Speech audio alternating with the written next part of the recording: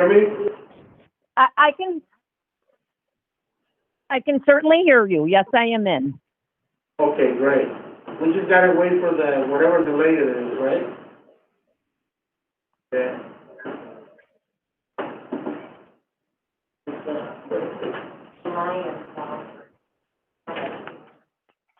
Okay.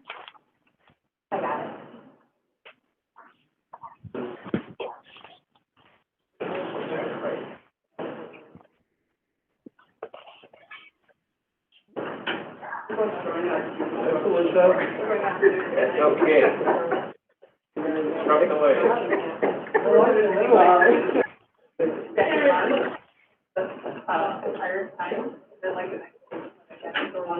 I did something and I got out and I can't take it back. There was a few.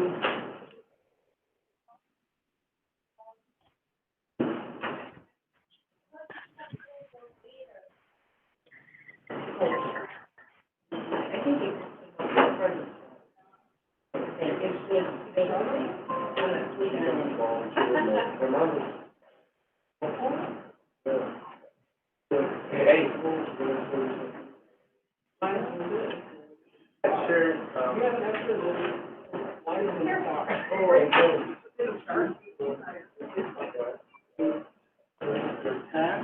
Yeah, that's 10 already, Bob. Sorry, we.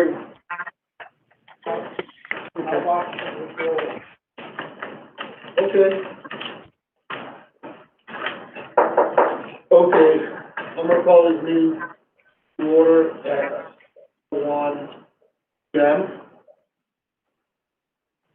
Please rise for the pledge of allegiance. Flag of the United States of America, and to the republic for which it stands, one nation, under God, indivisible, with liberty and justice for all. Roll. Olivia Quintero. Here. Vito Campanelli. Here. Winifred Rodriguez. Here. Shannon Johnson. Here. Marge Ubasek. Here. Sharon Anderson. Here. George Torres. Yes. All right, so, written communications chart, other than the, public agenda? No, I do not. How'd it go? Okay, superintendent's report, there's, maybe any reading, recognition for principals or principal of the week?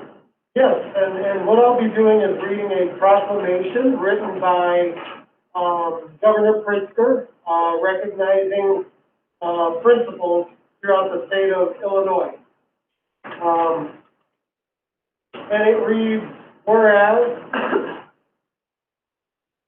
sorry, I'm fogging up, give me a moment.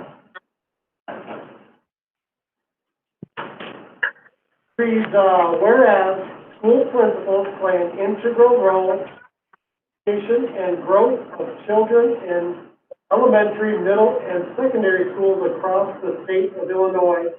And whereas school principals are responsible for promoting education and building relationships with parents and teachers to ensure that each child receives services that meet their needs to excel in the classroom.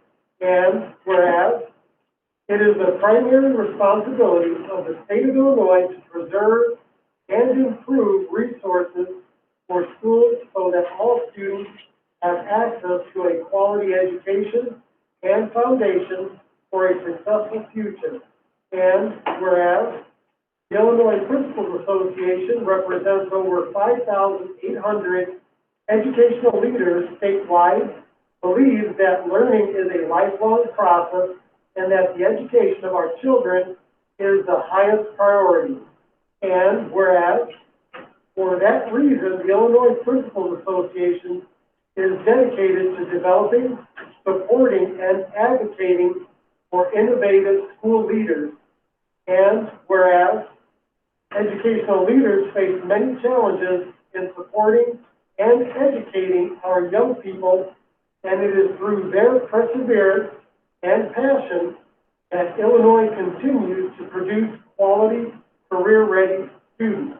And whereas school principals and learning leaders have faced unprecedented challenges related to COVID-19 during the 2019-2020 school year and preparing to reopen schools for the 2020-2021 school year during a continuing pandemic. And whereas we must continue to encourage, support, and recognize our school leaders who have a positive impact on Illinois students and the educational system in the land of Lincoln, and therefore, it reads, I, J.B. Pritzker, Governor of the state of Illinois, do hereby proclaim the week of October 18th through October 24th, 2020 as Principals Week, and Friday, October 23rd, 2020 as Principals Day in Illinois to recognize principals and the Illinois Principals Association for all they do to help our children learn and succeed, and that is signed by the Governor Pritzker. And I just also would like to extend my appreciation for what the principals do on a regular basis. A lot of times they're the unsung heroes. Administration often does not come with an opportunity for accolades and recognition. And I do just want to thank my principals for all the work that they do and all the care and what they do for the children across the district. Thank you.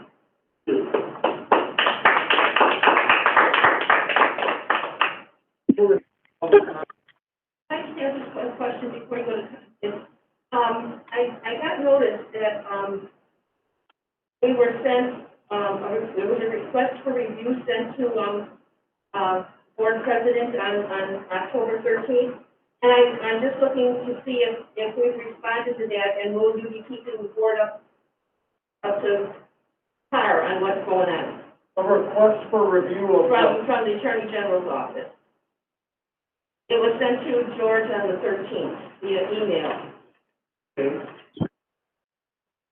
I don't know if you responded, I'm not asking for that now, I'm just asking that when you respond to it, will the board be kept apprised of what's happening? Will do. Thank you. Okay. For public comment, for anyone joining the meeting via telephone, you will automatically appear on our list of meeting attendees. During public comment, the meeting moderator will call out the area code and the last two digits of your phone number in the order they appear in the meeting. At that time, if you wish, when the last two digits of your number is called, you will be able to make a public comment. Please press *6 to unmute yourself. If you don't say anything when your number is called, we will wait 5 seconds before continuing on to the next number. Anyone wishing to make a public comment will have 3 minutes to speak. After the 3-minute mark, you will be alerted that your time is up and you will then be returned to a muted state. Anyone joining this meeting must remain muted outside of their designated speaking time. For anyone using Google Meet, please check the chat box for the moderator's instructions on making public comments. And I do have a couple of public comments, if I could go ahead with that first. This is from the League of Women Voters of the LaGrange area in Cook County. We want to acknowledge that all school boards are dealing with many issues as a result of COVID and the need to protect students and teachers, including shrinking tax revenues. The Lyons Township School Treasurer's Office does not demonstrate prudent management of our tax revenues. The TTO has spent $2,800,000 in legal fees in its lawsuit against District 204. District 204 has spent at least $500,000. That is over $3 million in tax dollars that are lost. Some districts have decided they could do better independently and should be able to withdraw from the TTO. Number one, are the TTO services provided to District 103 cost effective? $880,000 was never recovered from the Treasurer Healy defraud. District 103's share of that loss was $81,000. The litigation fees for the lawsuit against 204 are included in District 103's fees. This has been over $250,000. Number 2, demand that the TTO and District 204 accept the trial decision and not appeal further, wasting tax dollars. And number 3, support legislation in the General Assembly to allow a school district to leave the TTO. And then I have another one here. This is from Brian Anderson, who is a board member of LaGrange School District 102. Like your school district, School District 102 is under the compelled jurisdiction of the Lyons Township Treasurer's Office. The purpose of this letter is to expand the dialogue regarding the relationship between the Lyons TTO and the school districts under its jurisdiction and to seek your support for a change in the law governing that relationship. School District 102 is not advocating for the abolishment of the Lyons TTO, only that each school district has the right of self-determination as to whether it remains under the jurisdiction of Lyons TTO. This right has already been granted to School District 204. If a school district is satisfied with the TTO services or does not want to assume those functions in-house, it should have the right to decide to continue its relationship with the TTO. The current law does not enable school districts to hold TTOs accountable in any meaningful way. If school districts were able to voluntarily withdraw from the TTOs would have an incentive to be responsive and accountable to the school districts they service. And then I have another one. This is my last one from Joanne Schaefer. Well, here we are again, 10 months, no open meetings in 103. It is impossible to hear what's going on at the school board meetings on the telephone. You have goals on the agenda. Have you read them? Number 1, improve communications and transparency. Open your meetings. Also, the letter sent out to staff by your business director doesn't fall under improve. Number 2, develop instructional support for teachers. How about for kids? Enhance e-learning for the moment or longer. Number 3, retain staff. Get your act together so staff want to stay and quit. Ripping, firing, letting go staff. Look at what you are doing. Enhance the climate in the schools. Enhance teacher appreciation. Schools closed. How about the kids? It isn't what you put your kids in, it's what you put in your kids. Bernhardt method, another method. Let's just think about using the methods we have. Think about the kids. Number 5, maintain fiscal responsibility. $3.5 million this month. Read the bill listing, especially O&M. Number 6, enhance the buildings. How about maintaining them with adequate staffing? There are no kids in the buildings. Fix the roofs at least. They leak. You're spending a ton of O&M money. Look at the bill listing. In your goals, where do the kids fit in? It isn't what you put your kids in, it's what you put in your kids. Also, where do the links go for recordings of your previous meetings? None of them appear on previously approved minutes. Transparency is one of your goals. After this letter, I wonder how the board can possibly approve the goals later on the agenda. I think you better rework the goals again. We are trying to listen. And that is all that I have for public comment. We have 2 through meet. Todd, go ahead. Yep. We've got 2 through the meet that we'll let go first, starting with Tony Jackman.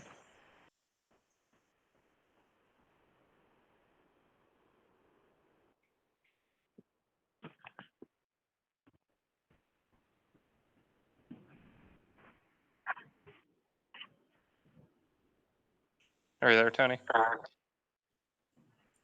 I am so sorry. Sorry about that. Tony Jackman, Lyons Teachers Union President, 7th grade teacher at Science Teacher at GW. I'm speaking tonight because once again, I see nothing on the agenda to discuss the COVID-19 pandemic, and I want to make sure that the silence from the school board and the superintendent is not taken to mean all is well. I want to make you all aware of the number of COVID-19 cases that have been diagnosed in our school buildings since September. 7. That's the number I'm officially aware of. And it doesn't sound like a big deal until you consider that the first one happened September 4th at Costello School. There were none again until October 13th, when 2 LADSI workers who were working out of Edison School were diagnosed, followed by a case on October 22nd at Costello, a case at Robinson on October 24th, a case at Lincoln on October 21st, 5th, and a second case at Lincoln today, October 27th. By the way, 2 cases within 7 days in the same building is considered an outbreak. If we look at the rise in the positivity rates in our D103 communities and in the state in general, I think you would agree that a correlation can be made between those numbers and what we're seeing as a huge uptick in the numbers in our buildings.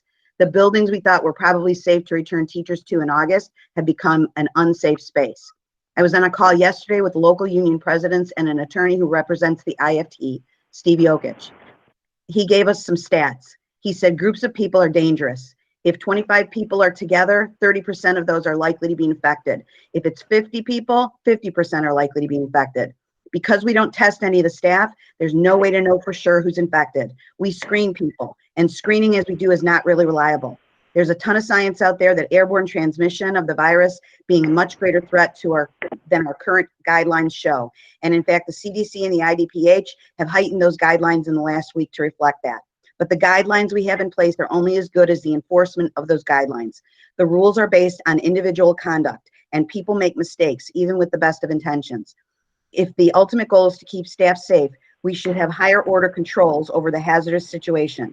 Working remotely is the only way to eliminate the hazard created by being in the school buildings, where not only are there groups of people who have been with other groups of people, but also old ventilation systems that break down or aren't efficient enough to provide the most effective amount of protection, and there are rooms without windows. I've never been given an adequate answer about why we aren't allowed to work remotely, and now I'm giving you a more than adequate reason, complete with data, about why we must. Our health and safety. Sick teachers can't teach. I hope the board will act in a way that will keep me, a 57-year-old woman with pre-existing conditions, or staff members like me, from having one more stress put on our already overstressed bodies during a pandemic.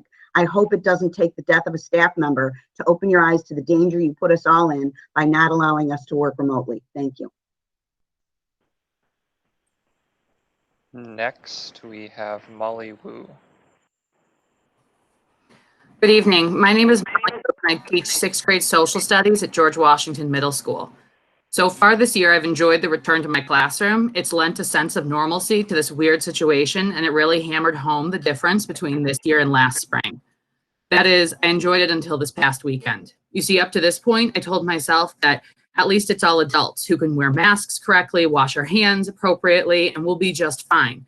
We could hold meetings outdoors and space ourselves out to keep ourselves safe. But those ways, unfortunately, just reduce risks. They are not miracle cures. Over the last week, as we've seen the community numbers rise, and this weekend, as we saw 3 different schools come up with positive cases, the safe haven of my classroom suddenly feels like a minefield. I question every interaction with other adults, whether everyone's mask fit properly, did we all wash our hands correctly? It is foolish to the point of recklessness to require us to be in the building when cases go up, both in the community and the district. Would I prefer to teach from my classroom? Of course I would. But at the moment, this, just like teaching in person, is a privilege of safety, and now neither are safe options. It is absolutely an unnecessary risk to require teachers to be in the building 5 days a week. Moreover, you know this. The only advice we were given from this recent spike in cases was to avoid the one reprieve we have in our day, eating together. You know it's not safe for us to be together, however much we wish we could be, and yet you ask us to come into the building where we interact with dozens of people directly and indirectly, unnecessarily. I ask you tonight to value our lives, to prioritize the safety of your staff, to allow each individual employee to determine where they can safely be the most productive. Thank you. We will now go down the phone numbers, beginning with the area code and the last 2 digits of the phone number. We are starting with area code 312, ending in 34.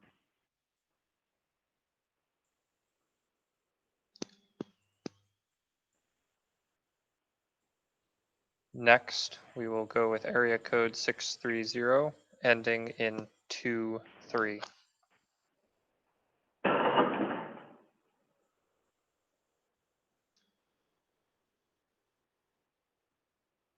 Next, we have area code 630 ending in 33.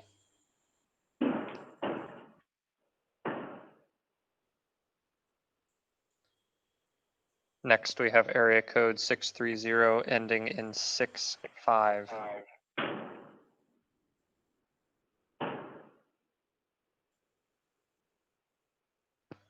Next, we have area code 708 ending in 03.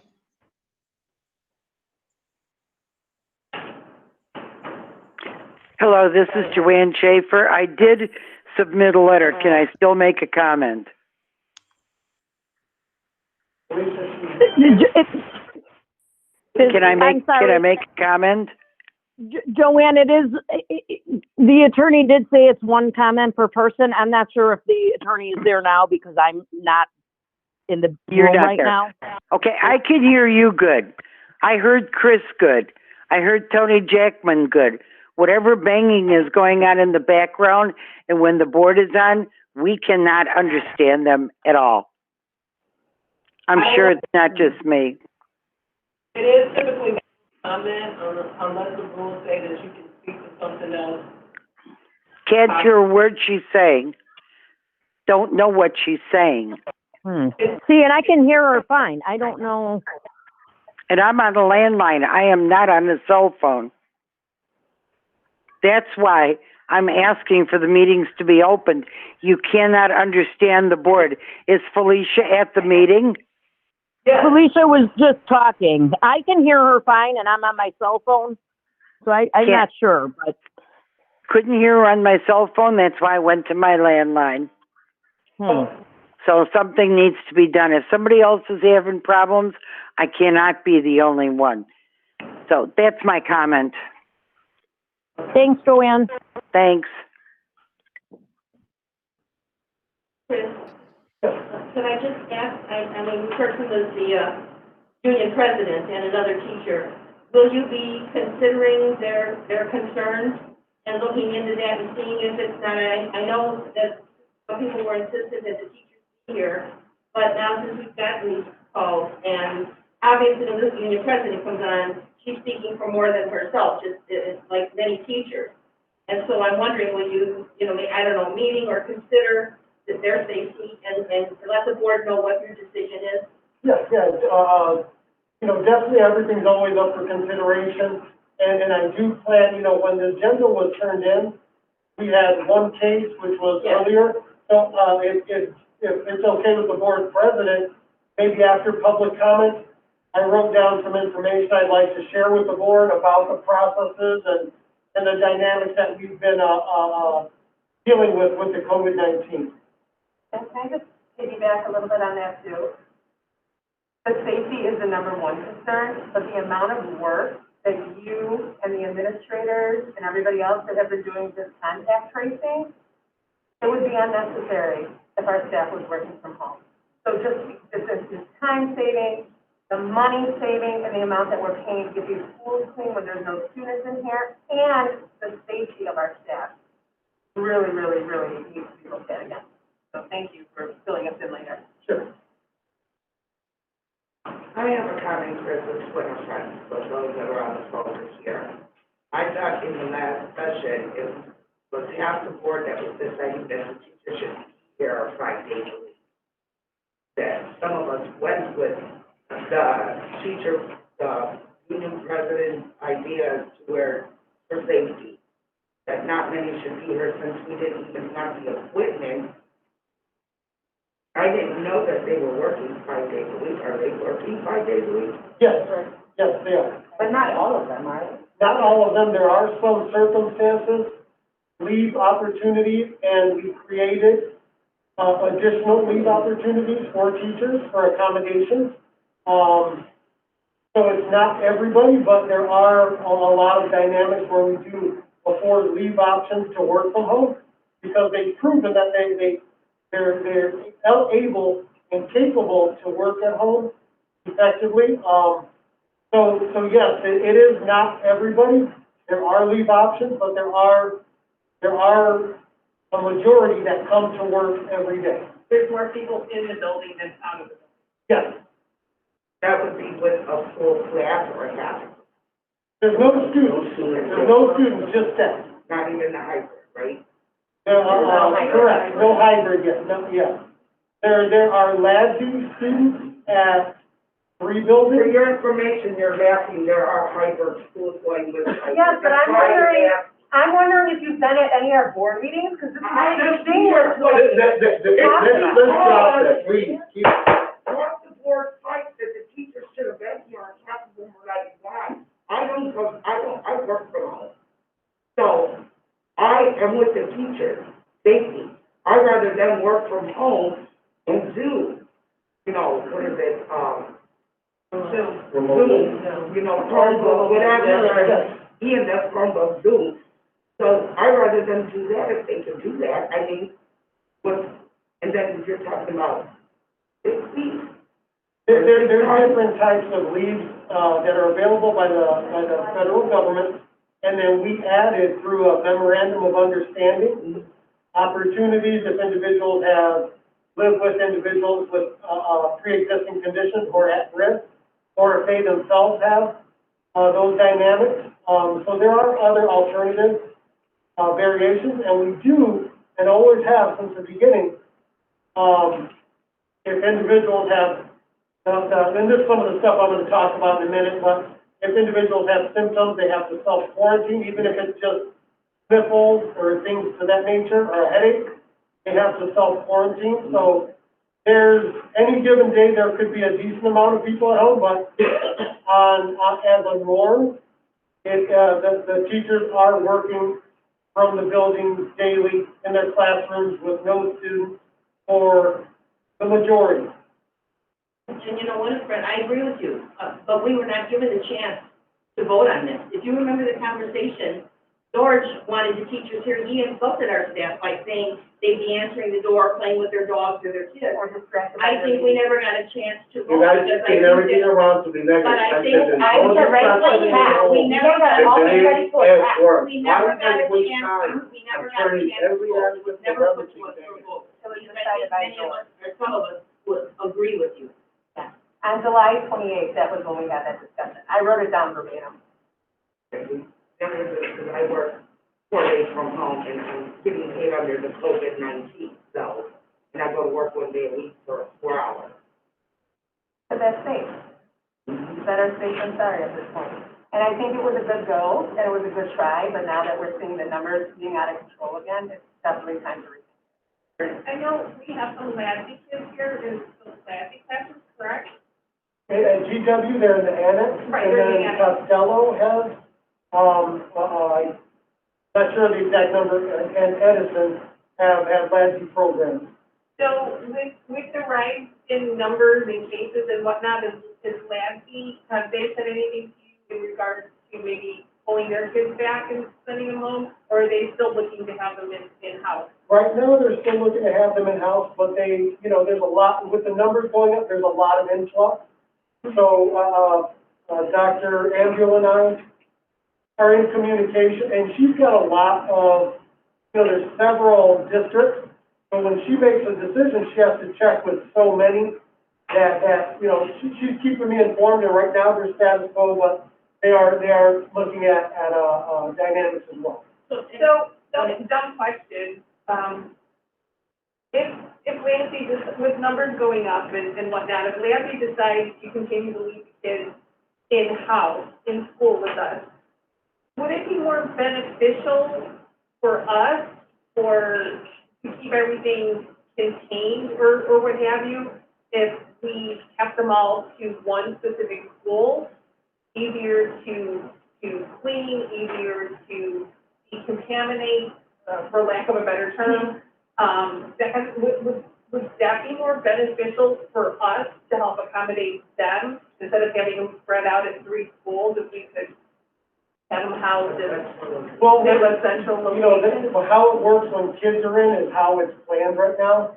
So, that is something that could be looked at now, but I'd be leery of doing that because it would then interrupt in-person school when we go back to it. Because right now, where those programs are is where the vacancies in in the building work. So when we get back to school, we're gonna need all the space in the other areas. Right, but if we were to go back to school, then they would go back to wherever they came from. But for now, with kids not in school, I would just think it'd be easier to keep, I don't want to say contained, but contained one building. And let me tell you what we did do with that dynamic is we created a plan and strategically where they enter, minimize the traffic and the exposure to other staff. And so it is very controlled in each building. Well, you know, GW is a little building in itself, so that helps us all. But in the other buildings, what we do is we have laid out written plans where we know where they're going to be and we know where they enter and everyone understands the dynamics surrounding it. You know, we hit a spot where we needed some related services and we had to get really creative about where we could have that happen. And so we did work through that as well. So there's a lot of problem solving happening between the administration, LADSI, our union, their union, and trying to make sure that we do this in the safest way possible. So this, the students at Edison, you sent us a letter that was sent to the lab staff, so the kids are back at Edison. They were just out for whatever the time frame is, so they're back. I believe, I'm not sure where I'd have to look at the time frame and see exactly when they returned, but I'm not positive right now. Can you let us know? Yes. Thank you. Yes. Yeah, we still have more public comments, I believe, to go through. Oh, I thought that was, yeah, that's the guy. Well, he's got to go through the numbers yet. So Todd, do you want to continue? Yes, we do have quite a few more phone numbers to go through. Starting from where I left off, we have area code 708 ending in 04.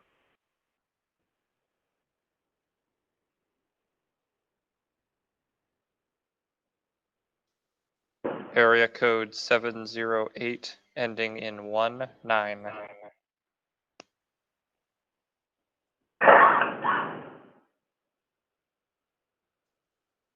Area code 708 ending in 21.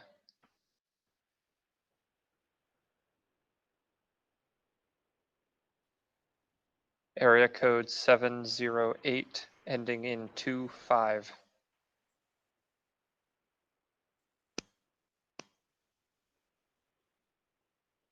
Area code ending in 708, or starting in 708, ending in 49.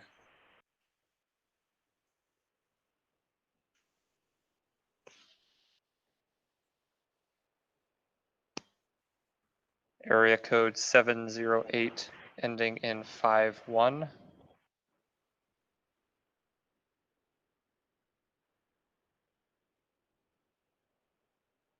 Area code 708, ending in 53.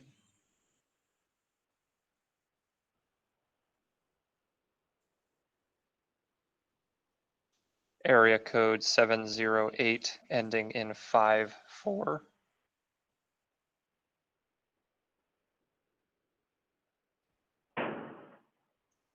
Area code 708, ending in 62.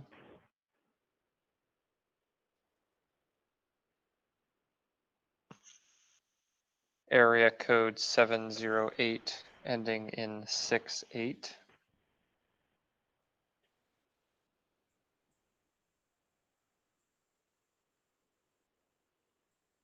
Area code 708, ending in 73.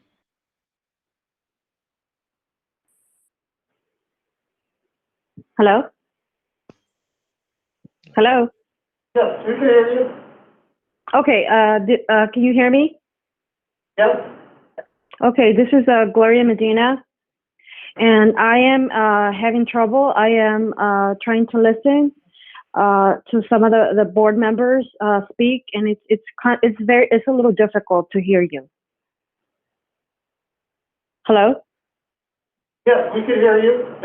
Okay, it's really hard to hear you. It sounds like you're like at the end of a football field. Okay, and it's very difficult to hear you. This is not clear. I'm calling to confirm it. And another thing, I want to reiterate, and I want to make sure that the teachers know how much parents appreciate all the hardworking teachers.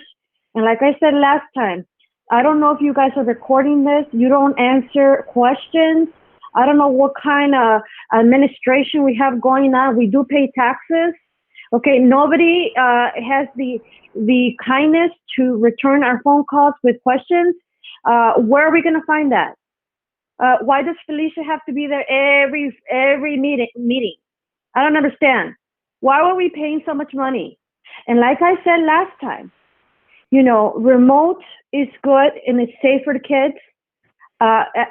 You have to think, you know, supposedly we are educational. We're supposed to follow the scientists. Okay? And what's going on is you got to think long term. This is not going to happen with hybrid. Okay? Okay, our kids are trying to learn as much as they can, and it's very difficult. I told you that to please keep the teachers and all those people that don't need to be in the building, keep them out of the building so we can go back to our life, okay? With the stress on parents, okay? It's not that easy, all right? So if you keep the teachers at home, they don't need to. Anybody, personnel does not need to be at the school, okay? Only you.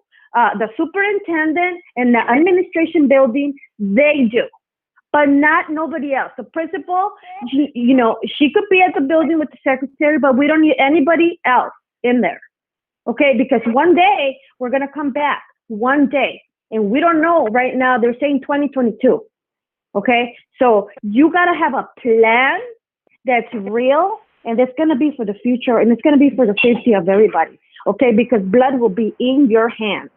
Okay, we don't want nobody, okay? Nobody, okay? And if something happens, it's gonna be somebody's uncle, somebody's grandfather, okay? This is a spreader. I mean, you guys you're educated, right?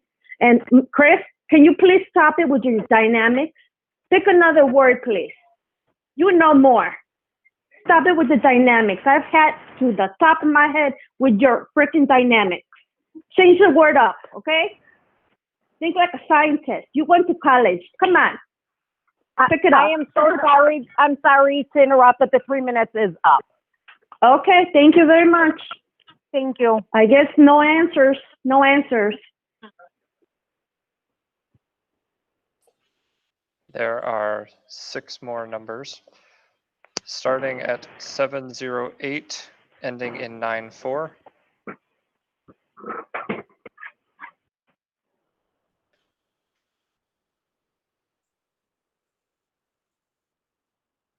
708, ending in 98.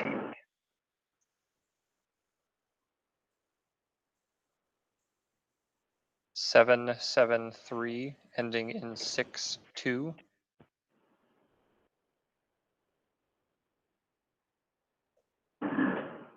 773, ending in 94.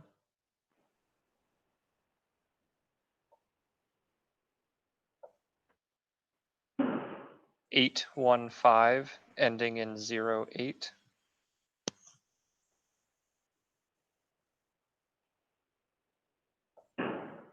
'And lastly, 815, ending in 44.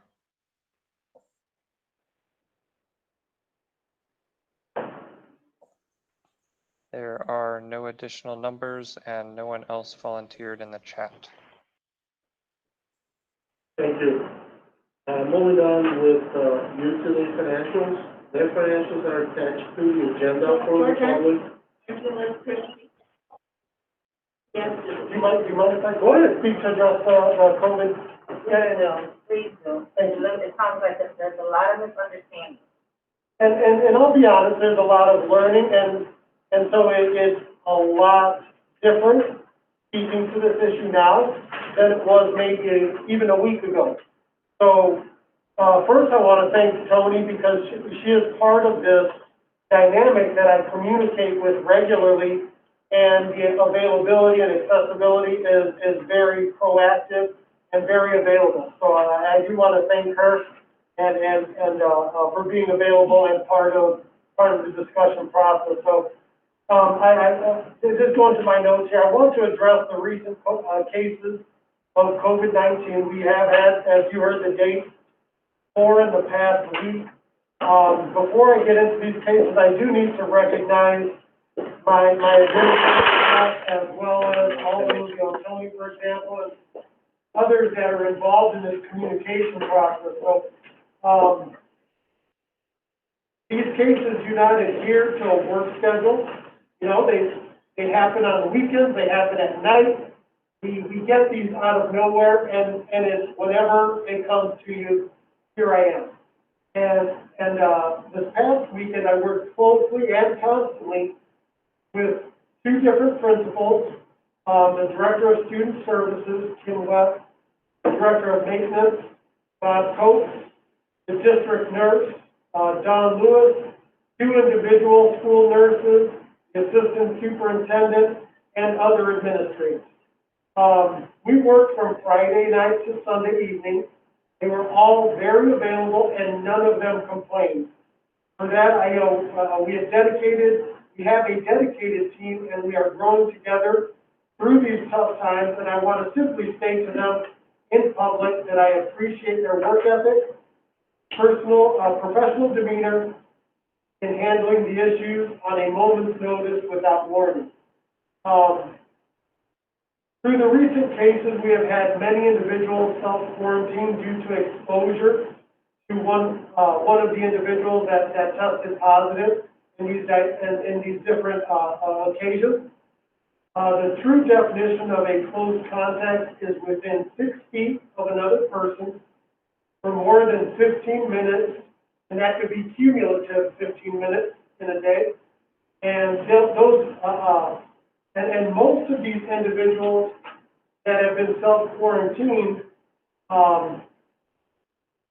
do not fit that description. But we are being overly cautious so to not spread the virus among our staff. I do not want to give the impression that our staff are not in compliance with the guidelines, but we are being overly cautious. And to give an example, just right here, while none of us would qualify here as a close contact, because we are separated, we are all masked.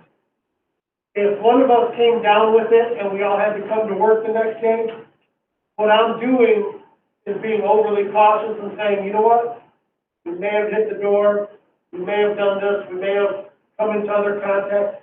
So we are quarantining and allowing them to work from home, when we have the ability, or to use appropriate FCRA leave to they get an extra 10 days of sick leave for other groups that can't work at home that we're utilizing. So we are being very cautious in that sense.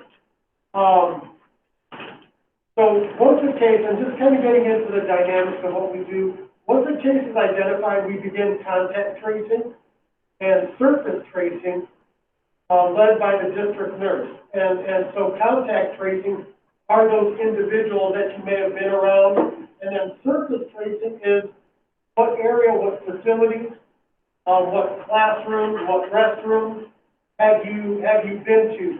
So the district nurse, with typically the school nurse, is really working on connecting all these individuals, and the health department has a spreadsheet that they've assigned to us to fill out that information and get to them.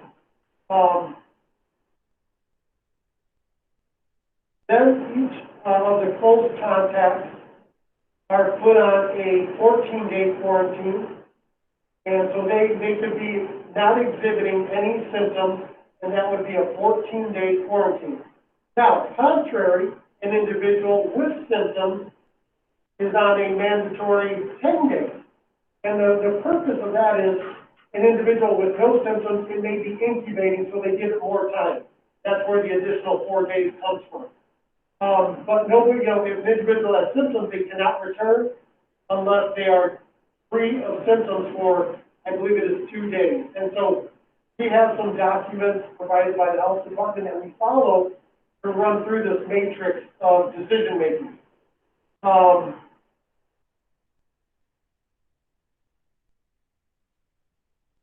Trying to find my spot, I apologize. But when you say symptom-free, do they have to have a negative COVID test or just symptom-free?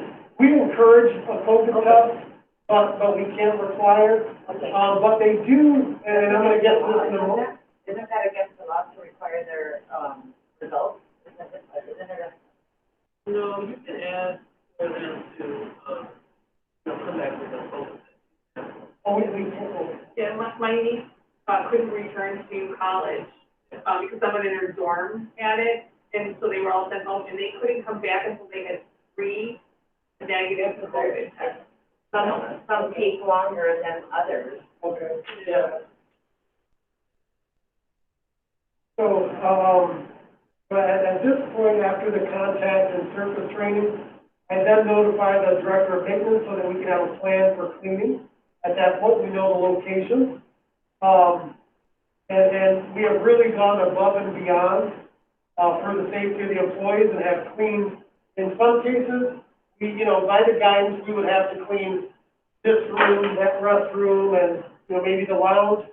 In these recent cases, we have gone ahead and done the whole building.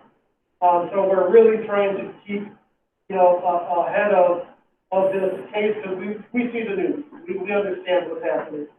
So as a district, we're working very hard to keep a safe environment.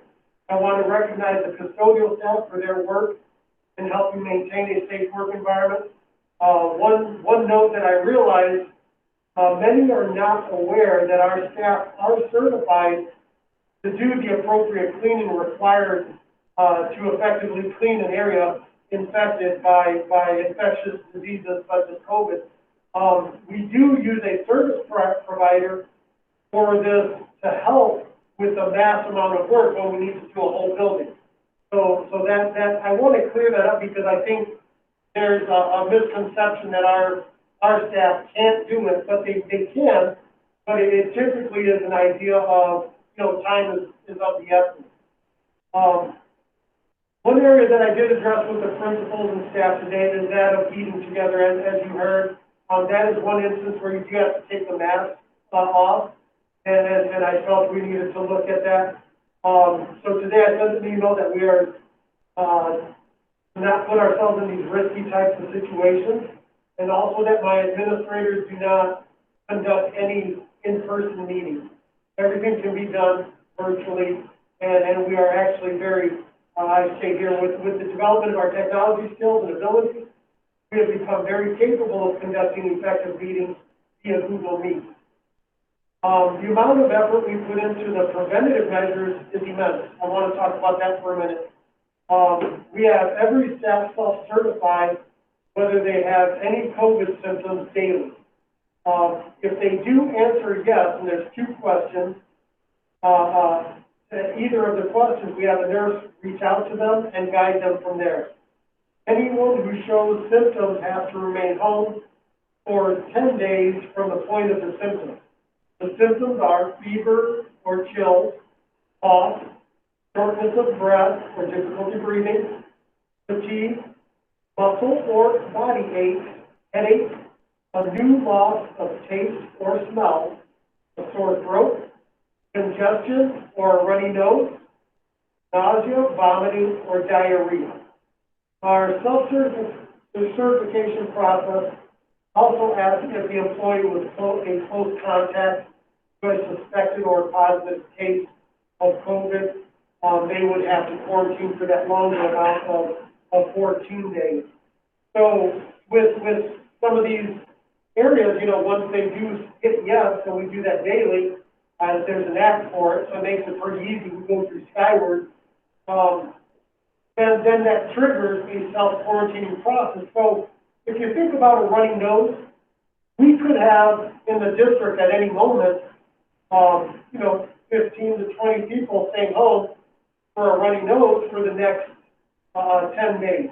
So those are the kind of preventative actions we're also doing. So along with this, we also have the protective equipment available for staff. As you can see, the wipes, the hand sanitizer. We do have face shields and other resources. The custodial staff do clean and sanitize and disinfect the touch points daily. The amount of traffic in the buildings is minimal, and we have continued to encourage as much electronic or remote communication as possible. Therefore, while we are in a dangerous time frame with COVID-19 numbers rising, I feel like we are doing a good job to keep our staff safe in this environment at the school level. I'm open for any questions or... I just had one, so if a staff member stays home or calls in and says they're staying home because they either have a fever or a runny nose or something like that, and then they, do they have to stay home the whole 10 days? Is that what you're saying? Yes. Then, I mean, even if they feel better? Even if they get a negative COVID test. They have to stay home.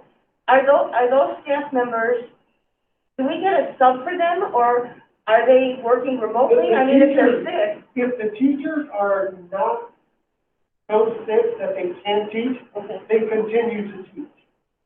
And they continue to work, and then that's been a huge help for us in the sub situation, because it's just That's done remotely, correct? correct.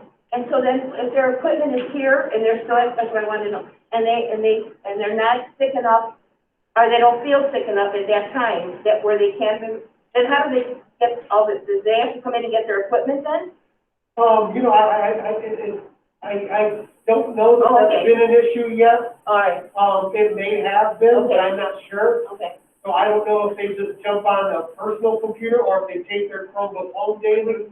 I'm not sure, you know, and being it could be a sniffle Yeah, or something like that.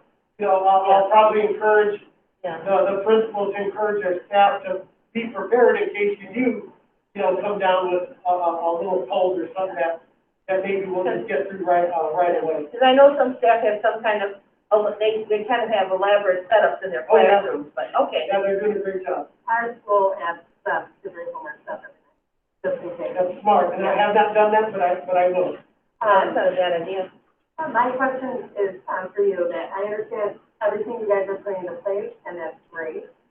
What is the rationale, though, for just not, even for the next month, just having staff teach remotely? You know, and I think everything's up for discussion, you know, that by next week, I think the governor could do it himself. Yeah. So, I mean, everything's open for discussion, for sure. So if a staff member approached you and explained their situation, you know, I'm a type 2 diabetic, these numbers are rising, I've been lucky so far, I'm really getting afraid, but I work from home. We already have a process for issues like that. That So, already that's exists. a- I think what we're discussing is, you know, the rest of the staff who may not have an issue like that. Right, well, not yet, anyway. Yeah. Because my main concern is too, so, you know, my school has been hybrid, or my district has been hybrid. We made it 7 weeks, and we've been grounded for a week and a half. So we've been asked to work remotely until next week. And then we're asked to come back. Our district asked us to test voluntarily, and they supplied the kits and whatnot. Of course, they can't mandate it. Luckily, I tested negative, so I was happy. But, what is happening, not only with the staff, the kids, they're traveling. They're going out of town. They're going to Wisconsin. They're going to Indiana. And they're coming back, and they're not necessarily being honest about that. So my concern is, my idea is better safe than sorry, and just have them all work from home, and I'd be in complete support of that, because they're very capable, and they're very, you know, or at least give them the option. That's what I'm asking. And thank you, Chris, for, assisting. I know every decision you have to make has been a tough one. You know, I'm sure it hasn't been easy for you. You following the guidelines, does a lot, and there's gonna be people out there complaining. You can't make everybody happy. Continue doing what you're doing. You're doing a great job, and as long as we're safe, it'll be all good. Thank you. And I'd like to make a comment. You know, we keep getting in public comment, we keep hearing comments about us opening the meeting. I think that is an absolutely wrong idea when the teachers are asking to work from home. We need to keep everybody safe. difference, so the meetings are voluntary. So the meetings are voluntary. So technically, right now, Well, what about us? For another I don't week. want to be around a group of people bigger than what we have in this room. I get it's voluntary though. We could attend remotely as well. We have that option because of the emergency situation. But I think Pritzker's gonna be grounding everybody to that. Well, It's tomorrow, gonna be a we're move forward. starting with all of our. Right, right. So I think that'll be.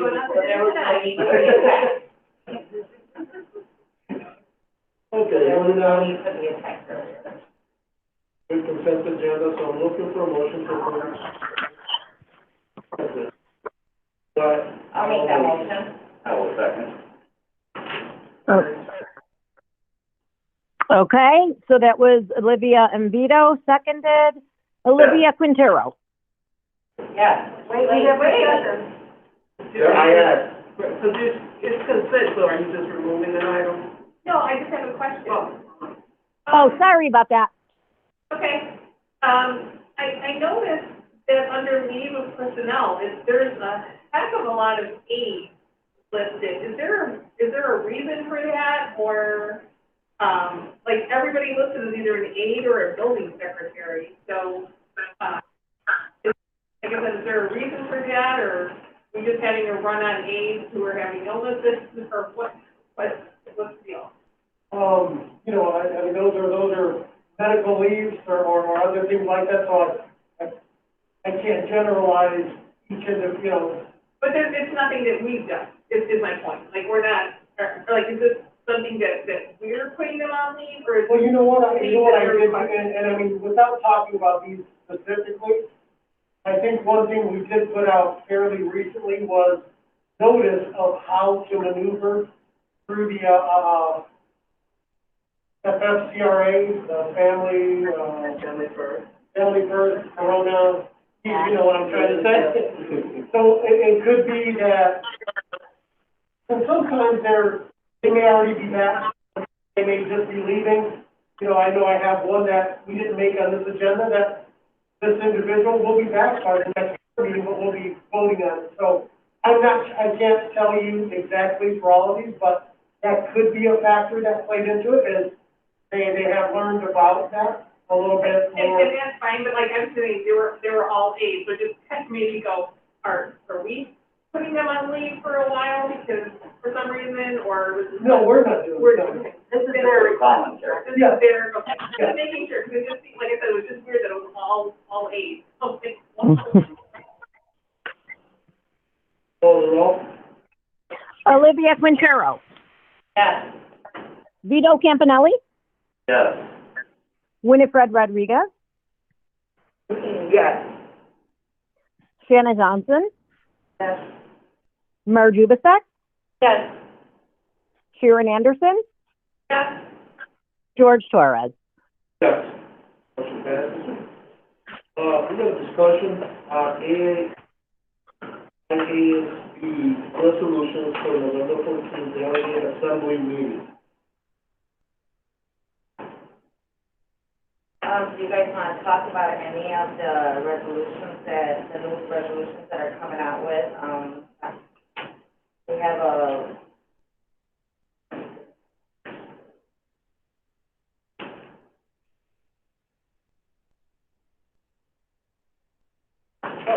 we really haven't had a chance to read them. 11. We just got them. I just got them. I just had them today.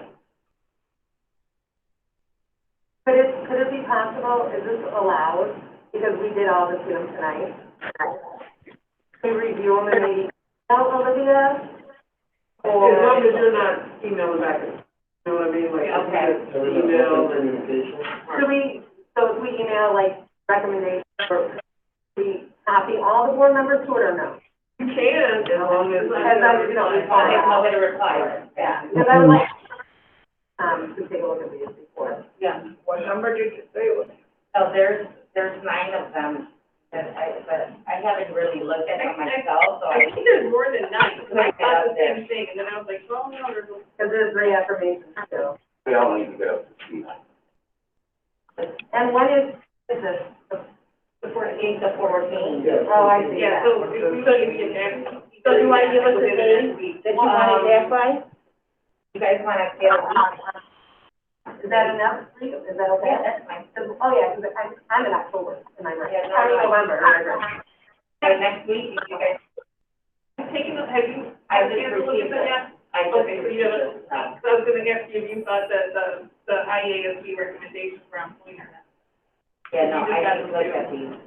So if we have anything, we have to get back to you by the Then end I of next can bring it Tuesday. up at November 14th. Right, but we have to email you by next week, Tuesday. Which is November third. Which is November 3rd. Okay. Is that enough time? And then if Olivia has questions for us individually, so say like I email Olivia a recommendation, she just replies to me.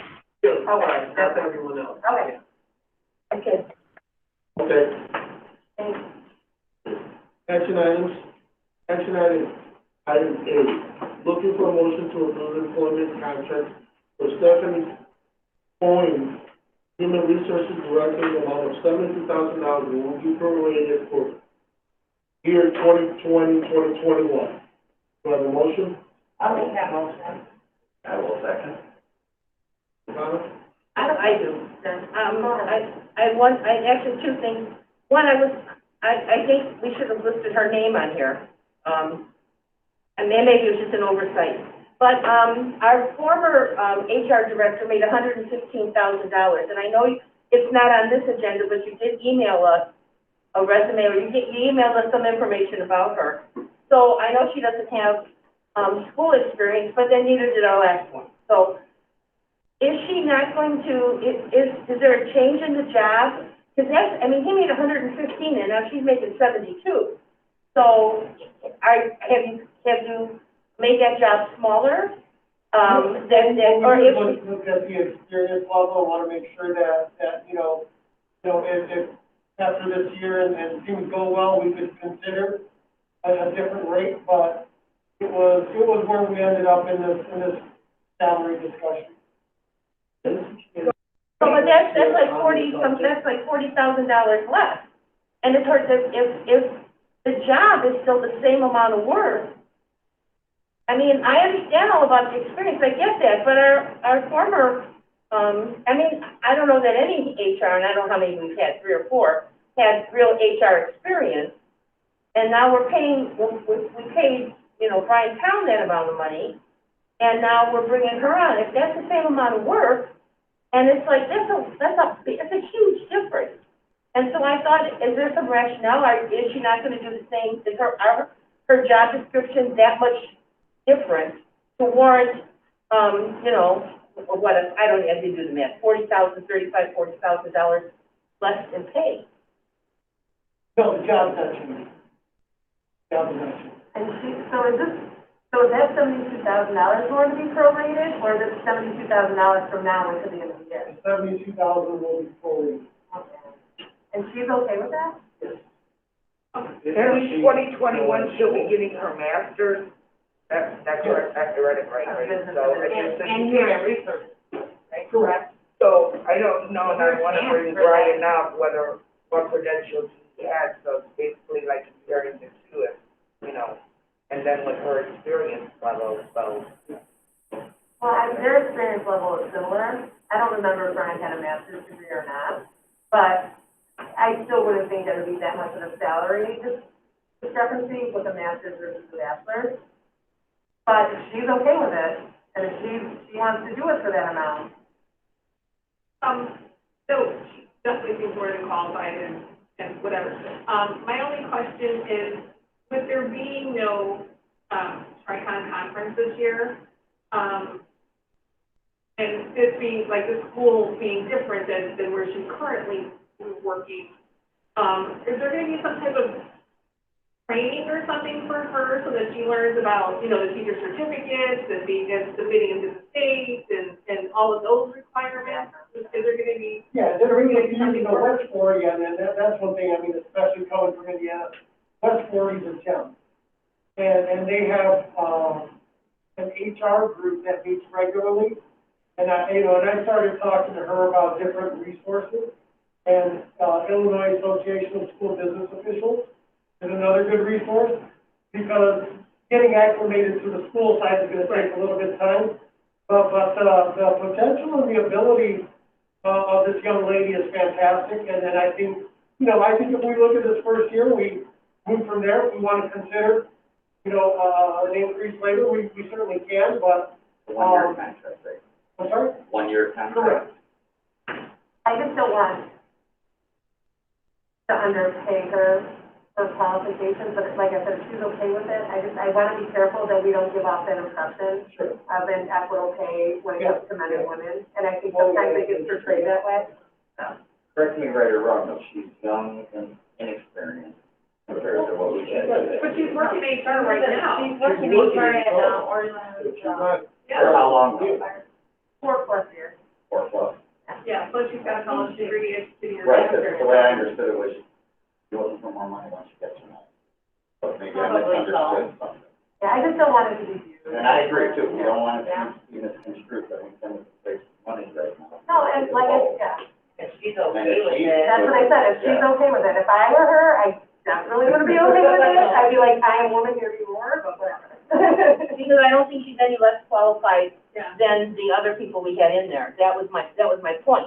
And that's a huge difference. I'll go along, I'll go along with it, but I just want to know that I don't think we're being fair to her, but whatever. call the roll. Vito Campanelli,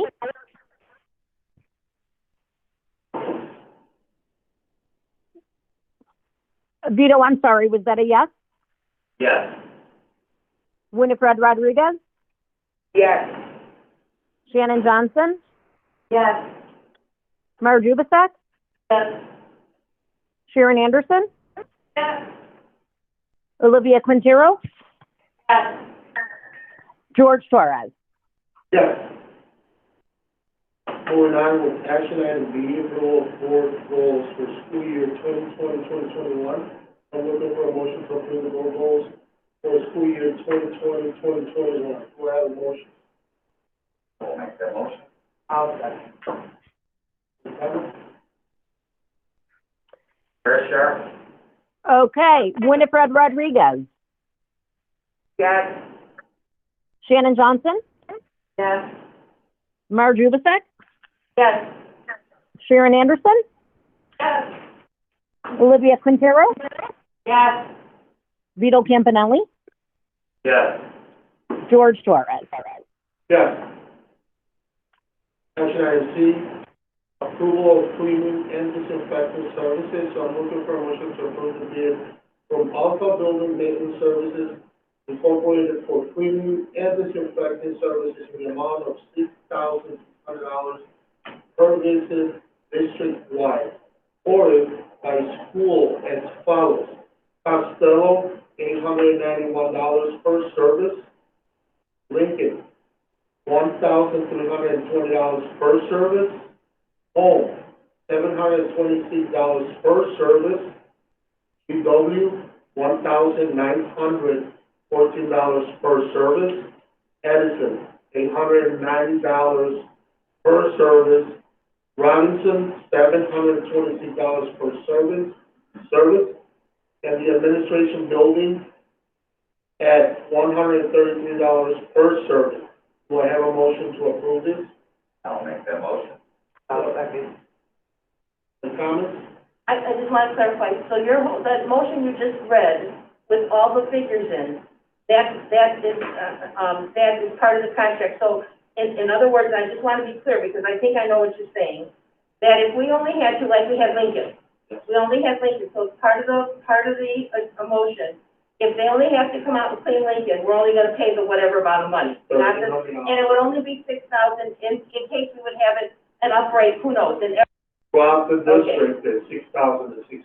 So we make sure that okay. that was with Chris, worked on it. And, Okay. yeah. All right, thank you. Those were the numbers, so. Call the roll?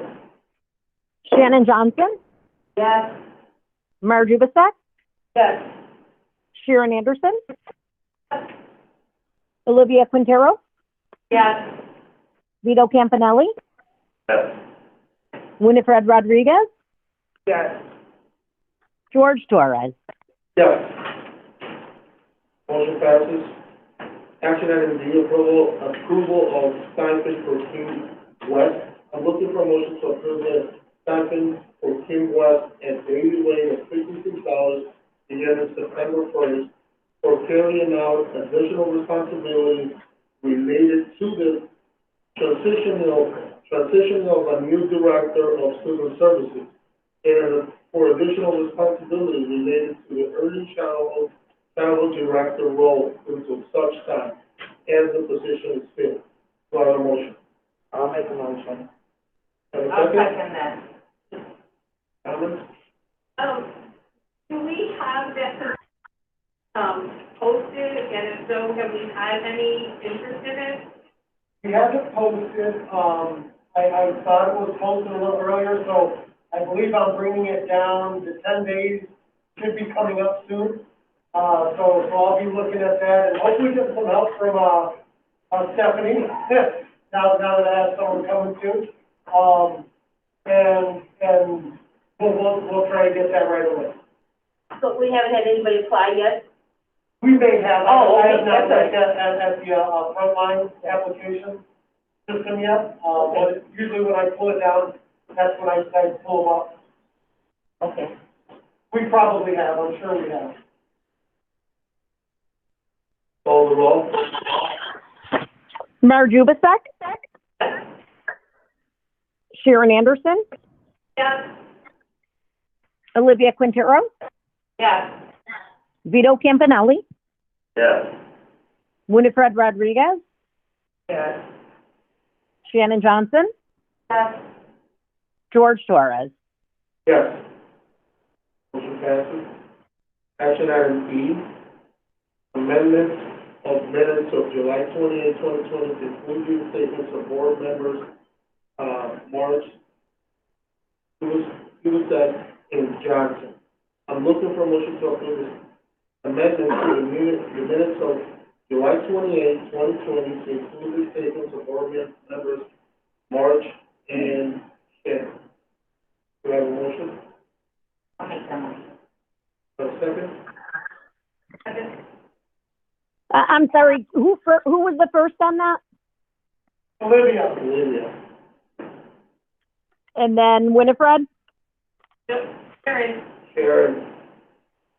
Sharon, thank you. Okay. Any Roll. comments? Call the roll. Sharon Anderson?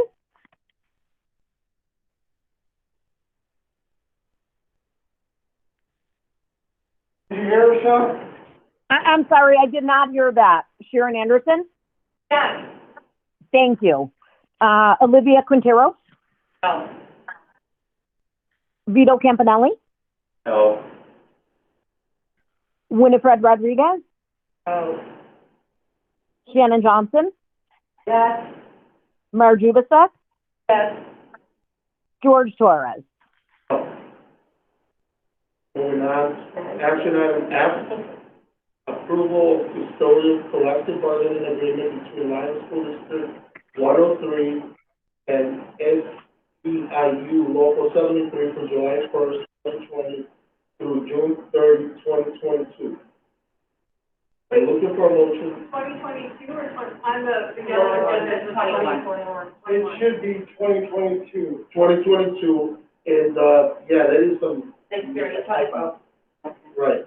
You look at salary and overtime, they list out 20, 21, 21, and 22. 2022. Yeah. Yeah, So they it should list be out 22. the current and then the next year. Right, that is the factor there, so I'm looking for a motion to approve the student collective bargaining agreement between Lyons School District 103 and, our local SEIU Local 73 from July 1st, 2020 through June 30, 2022. Do I have a motion? Do I have a second? I'll make that. I have a question. Please correct me if I'm wrong.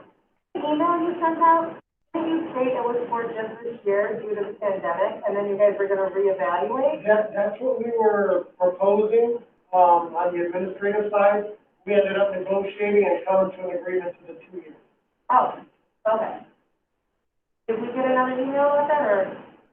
I don't think so, I apologize. No, it's, I just want to make sure I get this. And who was the second on that? Second, Sean.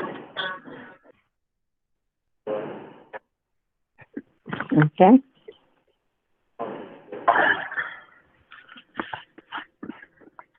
Call the roll. Olivia Quintero, Yes. Vito Campanelli, Yes. Winifred Rodriguez, Yes. Shannon Johnson, Yes. Marge Ubasek, Yes. Sharon Anderson, Yes. and George Torres. Yes. 4-9. I'm looking for a motion to adjourn at 8:15 PM. I'll make that motion. Second? I'll second. Vito Campanelli, Yes. Winifred Rodriguez, Yes. Shannon Johnson, Yes. Marge Ubasek,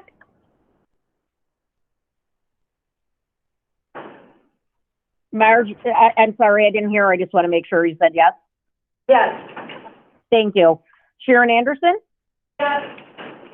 Olivia Quintero, Yes. and George Torres. Yes. Thank you.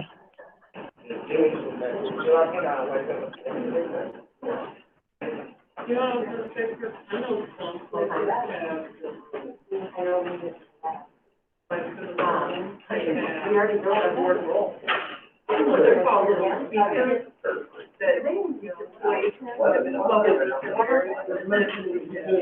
Yeah, I think those meetings, I just want to forward, that's why I was trying to talk to them, I'm sure. Well, thank you, by the way. Thank you. I think like if you had something where Yeah. you're over there, Bye-bye. Have a you're in the good night. middle, Yeah. then it would help you. General, you got a microphone. You should have microphone, we have microphone.